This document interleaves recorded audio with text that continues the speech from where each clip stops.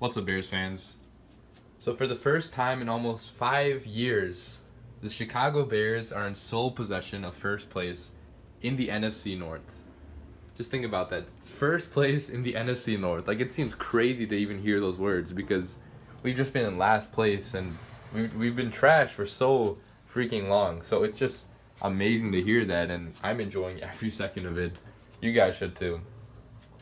Now, our defense is the main reason why we are in first place right now. If you look at the last game, the Arizona Cardinals game, our defense dominated that game, except for the first quarter, obviously, where we had two mistakes. But, beyond those mistakes, which were just us, beating ourselves, our defense did not allow the Cardinals to do anything in that game at all. We had 4 sacks, we had 4 turnovers. We should have had another pick six, another touchdown, but, Khalil Mack jumped off sides, which we'll allow that. He's done enough for us.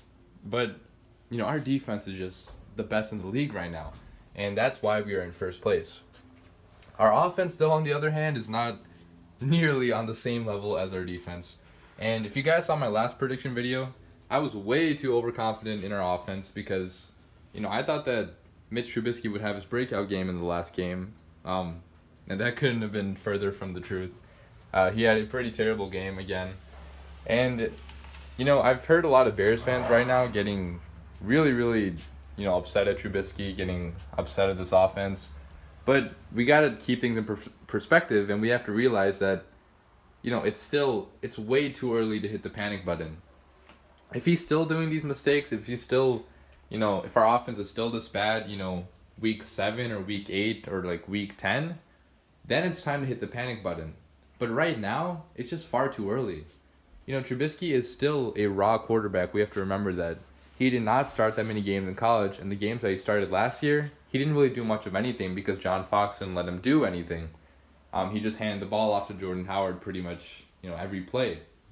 So the way I look at it is that this is his official rookie year, and he's gonna make a lot of mistakes. He has made a lot of mistakes, and it sucks to see that because you see Patrick Mahomes just lighting the league on fire, but it is what it is, and we have to have faith in our offense. We have to have faith in Trubisky, and eventually, if it's even average, this team is going to go to the playoffs.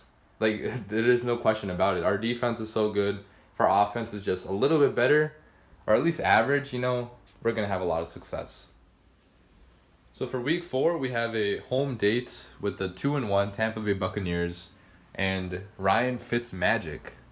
I thought that the magic ended in the last game because in the first half he was just playing pretty poorly, but he finished that game really amazingly, and I'm pretty sure he's going to be the starter for this game. So we're going to be going up against him and this really dynamic offense, and we've had a lot of problems with the Buccaneers in the past, so it's going to be a really tough game. But let's get into the 3 keys to a Bears victory. So key number 1 is going to be put constant pressure on Ryan Fitzpatrick.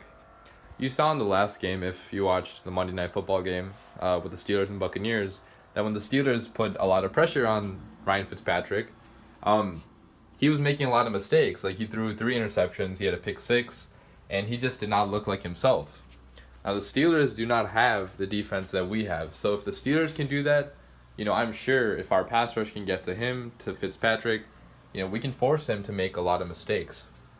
And we have to keep this pass rush consistent, because the Steelers in the second half, they didn't really have as much pressure on Fitzpatrick, and that's why he was able to bring the Buccaneers back into the game. We have to have consistent in the first half and the second half. We have to have consistent pressure on Ryan Fitzpatrick, and we need to force him to make mistakes because he's just far too good right now. Like, he's just throwing bombs to Deshaun Jackson, to all his other receivers, and whatever has happened to him, whatever magic is happening, we need to stop that by, putting pressure on him. And somewhere I read that the Bears actually have the lowest blitz percentage in the league right now, which is crazy to think about when we have, the most sacks in the league. So if Andrea wants to, dial up the blitzes a little bit, that could go a long way into getting even more sacks. So we just got to keep up the pressure, and we're going to have a good chance of winning. So key number 2 is going to be establish the run game early. Now, it's obvious that our offense cannot our passing offense at least cannot keep up with the Buccaneers passing offense. If they're throwing, 90-yard bombs, 70-yard bombs, and they're scoring really fast, you know, as of right now, I don't think we can compete with that because, our quarterback is not performing at the highest level right now, and our offense just has, way too many kinks right now. So, I think the main way we can actually beat this Buccaneers team is by running the ball a lot and just, slowing the game down like that.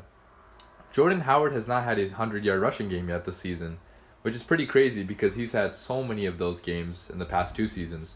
So, we have to figure out a way to get Jordan Howard, more touches, and we have to have him, rushing for more yards because whenever he has a good rushing game, like I said in the past video, the Bears tend to win those games. So we need to have Jordan Howard be very involved in this game, and we have to slow the game down and run the ball a lot. So finally, key number 3 is going to be feed off of the energy at Soldier Field. The last time Soldier Field saw a Bears team that was in first place of the NFC North, that was that game against the Packers where Chris Conte blew that coverage, and we all know what happened then. So, what I'm saying is that it's been a long time since Soldier Field has seen a first place Bears team. So you already know that this stadium is going to be completely electric. It's going to be so energetic from the get-go. And I've been to Soldier Field when we had terrible Bears teams. Like I went during the 3-13 season, and even then the atmosphere was so loud and so energetic. So just imagine now what it's going to be like. And if you're the defense or even if you're the offense, you got to feed off of this energy. Like you got to be hyped up, you got to make that extra play, you got to put in that extra effort because you have a stadium full of 65,000 people just yelling at the top of their lungs for you. And if you've ever played sports before, you know that home court advantage is just an amazing feeling. So, this home advantage can really help us because the Buccaneers are a really good team. And if our defense can, feed off of the energy, and even our offense, if we have like big plays and the crowd is just so pumped up, it's going to help out our team so much. So we have to get the crowd involved and we have to feed off of this energy. So let's get into my prediction for this game. And I actually have the Bears winning this game 23-20 in Soldier Field. And again, the reason I say this is because of our defense. Like I said that so many times in the past, but it's so true. Like our defense is good enough to win us any game this season. And I really think that our pass rush is going to be able to get to Fitzpatrick and force him to make some mistakes. And we saw how he is human too. Like the Fitzmagic, it can run out in this game. It can turn Fitztragic real quick if we get Khalil Mack, in his face, and if we have our secondary just feasting on interceptions. It's still going to be a really tough game, and I still do not have that much faith in our offense, which if I did, this could be, I would be way more confident in this prediction. But, right now our offense is not where it needs to be. But, the Buccaneers secondary, it is kind of weak, so maybe we can have some big plays here or there.